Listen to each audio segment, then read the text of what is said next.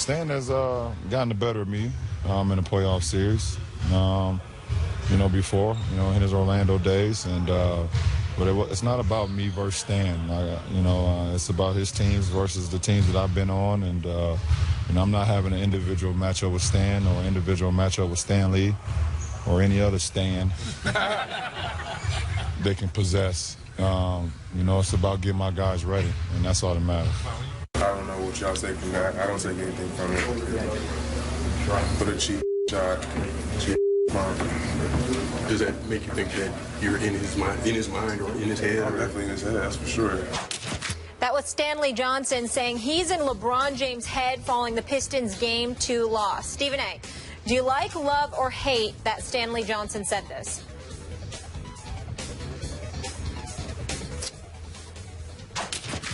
I'm trying to be nice. It was ignorant, so I hate it. I like Stanley Johnson. I liked him at Arizona. I like the fact that his mom, who's a former basketball player, actually trained him. I'm quite sure he's had a wonderful upbringing, a wonderful family. I'm quite sure he's a really good guy. I've met him once or twice. Looking forward to seeing him again.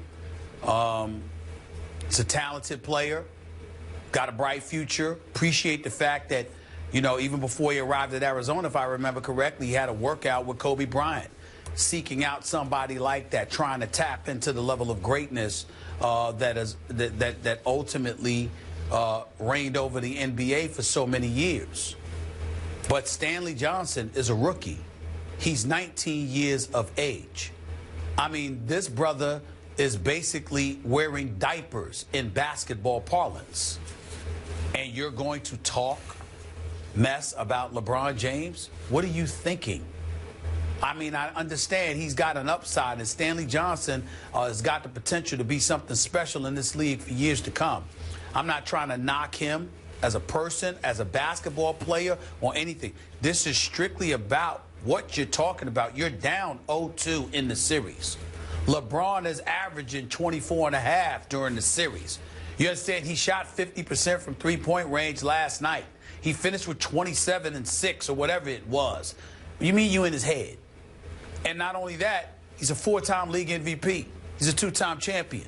He's universally recognized as one of the top 2 players in the world, and that's after definitively being the #1 player in the world for several years, over the last several years. There's a level of deference and respect. You don't have to bow to him. You don't have to fear him. It doesn't mean you don't challenge him or anything like that. But you are 19 years old. You are a puppy. And you want to do this? Particularly when LeBron is coming to your house tomorrow night to play you yet again in a playoff game? It just reeks of ignorance. Obviously youthful ignorance, not ignorance like he's dumb or anything like that, because I'm not trying to imply that, but just being young and a bit beside yourself and not understanding the level of decorum that comes with playing this game, particularly against stars who are tried and proven. I just thought it was very, very unwise and ill-advised for him to say. If this were a Reggie Jackson or somebody else, even though I wouldn't approve of it then either, it would be for different reasons. But in the case of Stanley Johnson, you're a puppy in this business, man. Do you elevate your game and your skills before you open your mouth? That's all I'm saying. I think you're being a little too hard on Stanley Johnson. And like you, I like his game.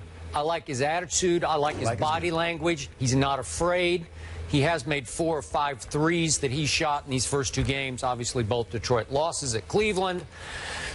I clearly did not love the impact and the timing of what he said, and obviously, to your point, this kid looks all-time ridiculous saying he got inside LeBron's head after LeBron torched him, because LeBron went 6 for 6 when Stanley Johnson was guarding LeBron last night. And as we all know, Cleveland shot Detroit out of the gym last night. It was 107-90, thanks in large part to a playoff record-tying 23-point shots made by the Cleveland Cavaliers.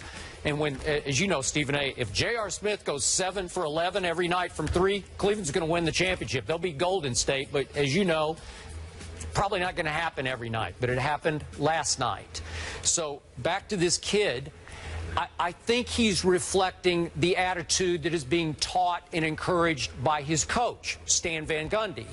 That whole attitude of we ain't afraid of no LeBron. And back to the point that we heard LeBron make, you remember this well, Stephen A., 2009, Stan Van Gundy was the architect of one of LeBron's most embarrassing playoff losses. Remember, he hit the shot heard round the world to win Game 2 in Cleveland to even that series at 1-1, and everybody said, here comes LeBron. We got a collision course between Kobe and LeBron in the NBA Finals. Kobe got there. LeBron didn't make it because they promptly lost games 3 and 4 in Orlando. They went home and won game 5, and then they were eliminated in 6 games by Stan Van Gundy, whose team, by the way, shot 42% from 3 in that series, basically rained threes on LeBron's head. So Stan is preaching and teaching, don't be afraid. He does have his weaknesses, and go hard at him. Don't back off from him. So I liked what Stanley Johnson said about, I wish LeBron would do his talking before the game and not as they're pulling away in the game, because that's what happened last night as they were pulling away. I don't think I'm not saying that Stanley got inside LeBron's head, but I think he did get a little under his skin, because that bump, I think LeBron went out his way to bump that kid just to say, hey, you have not arrived yet. Not in my house will you treat me like that. So he did acknowledge him enough to go bump him. And then I thought LeBron was, again, he was playing hard last night because he gave that angry dunk face after that early dunk, because remember, Detroit got up by 10 early in that game, and I think LeBron was paying a lot of respect to an 8 seed. And then later in the game, it was still a little dicey, but LeBron made his first 3. And to Stanley's point, hey, that's not normal for LeBron. I remind everybody, all season long, for almost the whole season, LeBron was the 2nd worst three-point shooter in the league.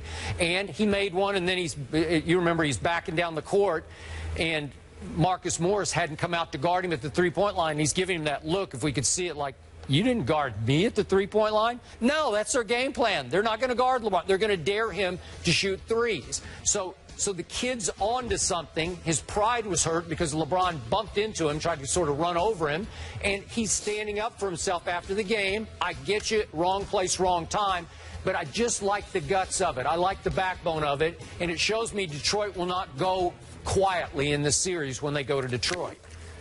Well, let's bring a couple of things into consideration. Let's backtrack to the 2009 Eastern Conference Finals when Cleveland lost to Orlando. When LeBron hit that shot heard around the world, as you so eloquently stated it, in Game 2.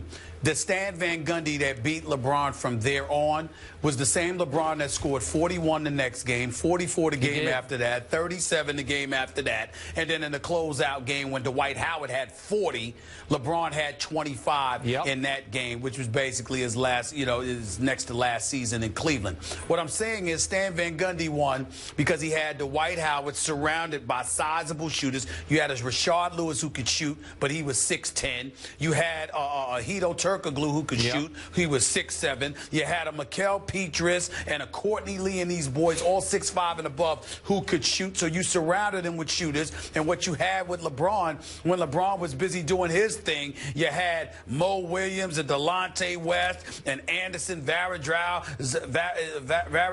and Zydrunas Ilgauskas, who was as slow as a snail with arthritis. Not that snails can have arthritis, but you get my point for elocution. The point that I'm trying to make to you is that there were better players, particularly with the system that Stan Van Gundy was employing, at his disposal than LeBron had at his disposal. Now we fast forward to now. I'm not saying in any way that Stanley Roberts should bow down or back down to LeBron or anything like that, or that he shouldn't follow his coach's lead in terms of not being intimidated by LeBron, showing that LeBron has weaknesses, and indeed you could possibly get to him. But when you are 19 years of age and you've done close to nothing in this league yet. I believe that Stanley Roberts has tremendous potential. Yeah. And I think that he's going to be a very gifted player. And you know how I feel about Stan Van Gundy as a coach. I think he is exceptional. And he's a no-nonsense, tell-it-like-it-is kind of guy, my kind of guy. I love that about him. All I'm saying about Stanley Johnson is that you're talking about LeBron James here. And who are you? Whatever you're going to be, you're not that yet. You could keep your mouth shut and just go out on the court and go at him fearlessly, as opposed to giving quotes about you being inside his head, which, by the way, are in the aftermath of you losing not one but the first 2 games of a playoff series in which you are in danger of getting swept. I'm just saying. Okay, you got to know better. I got it. The kids' pride was raw because I think their whole locker room was raw last night because, remember, they were up 10 in the first quarter. They were up 5 in the second quarter. They were up 5 in the third quarter, and they got shot out of the gym by a playoff record 23-point shots. So my point is that they thought they were better than that. Like they hung in better than the final score indicates, which is why I get that they're just saying we're not going away here. We're not going to lay down for LeBron James. I don't believe they will lay down either, but maybe they shouldn't lay down for J.R. Smith, because last time I checked, he's the one that hit 7 3-pointers last night. Yeah. No, I know, but how is he going to do it again? Will he do that in game 3 and 4? I'm just saying maybe that should be maybe that should be their concern instead of LeBron. Okay. J.R. Smith did drop 7 3-pointers last night. I said that, but remember during the finals last year, how many APBs did you put out for J.R. Smith during the finals? Absolutely. Okay. But this is the first round, and it's the Detroit Pistons, not the Golden State Warriors. Know your position. Got it. In his last 5 games against the Cavs, Johnson has averaged over 16 points per game in 36 minutes. And you rattled off some heights earlier, Stephen A. 6'7". We have someone here who fits that category, and he's not an NBA player, future NFLer. We have a very special guest. Paxton Lynch is here. Come on out, Paxton. Can he shoot threes? I want to know. I bet he can shoot threes. Can you shoot? He's got style, that's for sure. Memphis quarterback. How you doing? Good to see you. How are you? Nice to meet you. Thanks for joining us. What's going on, man? Nothing much. We'll talk to you in just a minute. We'll get you a chair, too. Sounds good.